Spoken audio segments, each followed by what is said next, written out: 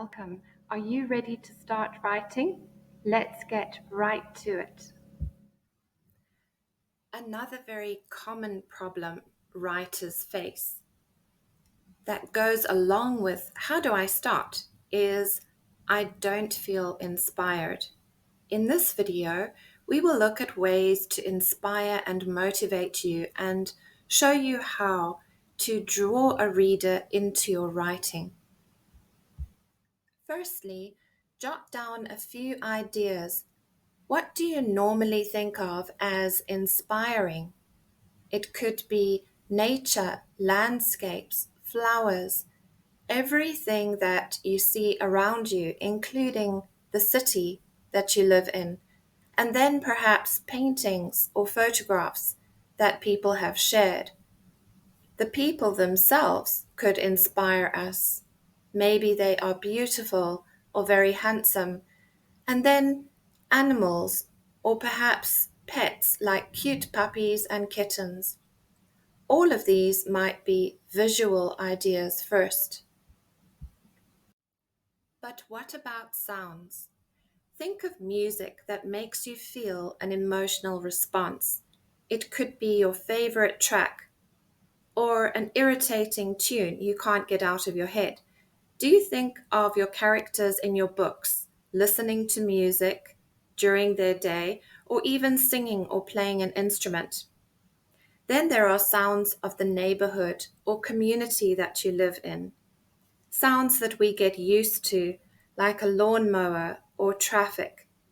In a horror or sci-fi movie, if a city or community is absolutely silent, it's usually ominous.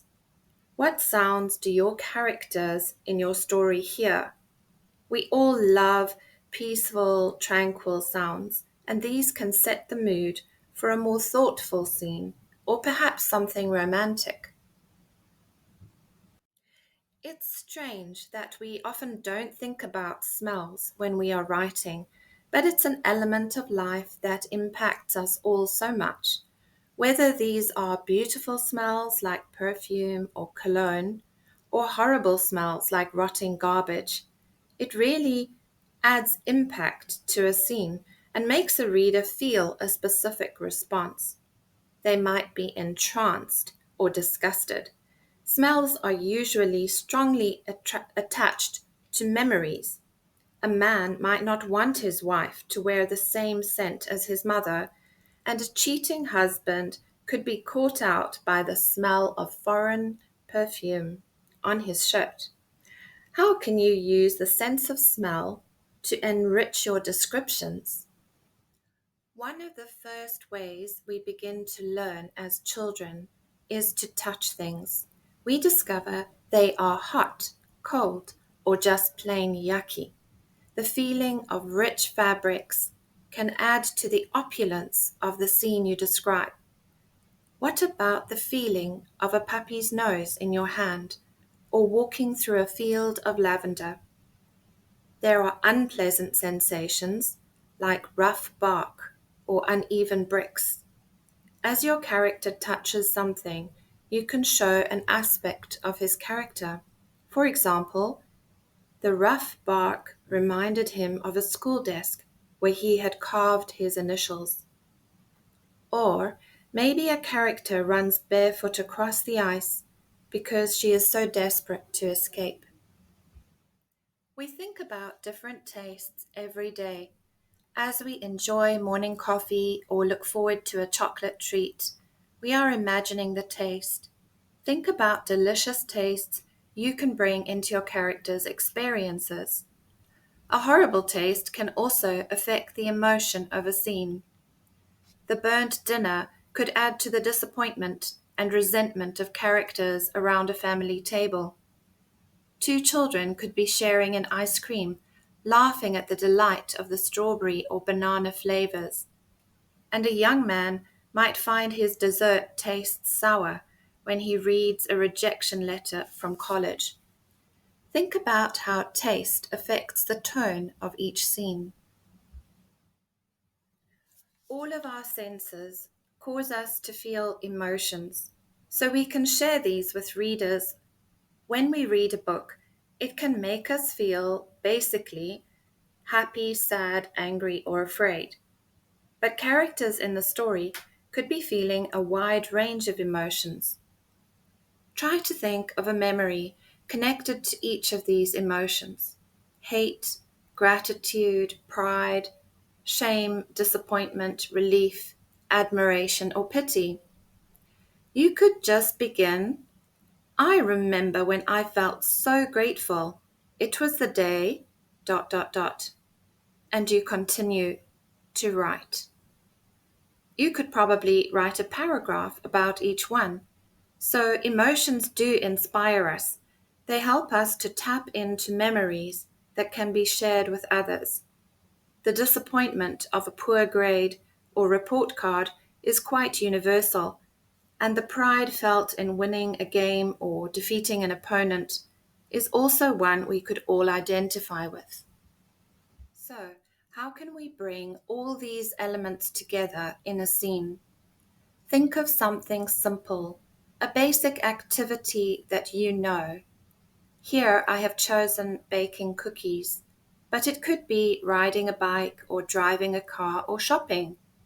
Think of all the sensations involved: what you would see, hear, smell, touch, taste, and of course, your feelings at the time. If you were driving a car for your driver's license, you might have felt stressed and anxious, and it would be a very different scene than if you were going out with friends. The activity of baking cookies would be different with grandma in a cozy kitchen than with an examiner at a cooking competition or home economics exam. As writers, we need to stay inspired by what we see around us. You might feel that you live in a boring area in a small flat with nothing interesting around you, but you can always look at photos of other people's travels or paintings by great artists. You can try to observe the parks in your area and think about how you would describe these images to a foreigner. And we can be inspired by both the beauty of nature and gloom of industrial decay. The environment has an important effect on characters and draws your reader in, placing them at the scene. What does it look like? How does it make you feel? Depressing, sad, lonely, gloomy, neglected? But maybe there is a ray of hope somewhere. Let's take an example of a simple sentence: John walked down the road.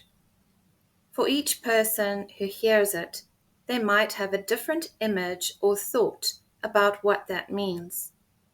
As a writer, you can give more information to paint a picture that is either more negative or positive to get a different emotional response from your reader.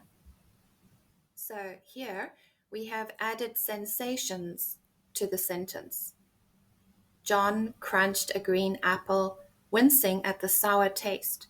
His boots clunked on the street as he kicked a stone that skittered away. He whistled through a gap in his front teeth, shivering as the cold wind sifted through his brown jersey. We have the taste of the apple, the sound of his boots and whistling, and a feeling of cold. It's not a very cheerful image, so the reader might have the impression that something is wrong with John or his environment. We might feel sorry for his character or concerned as to what is going on in the story. This is another option. John skipped down the hill, laughing as his sister sang his favorite nursery rhyme. His bright red shoes darted among poppies, soft as silk, inviting him to pick a handful. In this example, we have an image of movement and the sound of a song and laughter. The feeling and smell of the flowers is more positive, so we would think it is a happier description of the boy. In both examples, the writer can show us something of the character of John. He is a child who kicks stones or picks flowers. These images give readers information about him without having to say that he is happy or sad or lonely.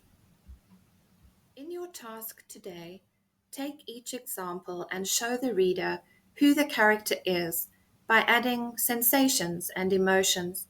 These could be positive or negative. So, when you have the girl ate an ice cream and went home, it could be a happy experience where she enjoys her favorite flavor and the sun is shining and she feels hot and she plays a game in her head and listens to music from a band. Or it could be a lonely, uncomfortable experience where she drops the ice cream and someone shouts loudly, or a dog barks at her and she cries. So think about the sounds, the smells, the tastes, the emotions of each scene. Practice writing each day to build a habit and push your brain to learn new things. You will be amazed at what will inspire you when you start noticing details in your daily life. Enjoy your writing. If you would like more writing tips and advice, you can follow my Substack blog, or you can find me on Patreon for conversation, dialogue, and English language. And then look on Facebook and Instagram for updates. Take a look at my books on Amazon. They are available as ebooks or paperback. Thank you.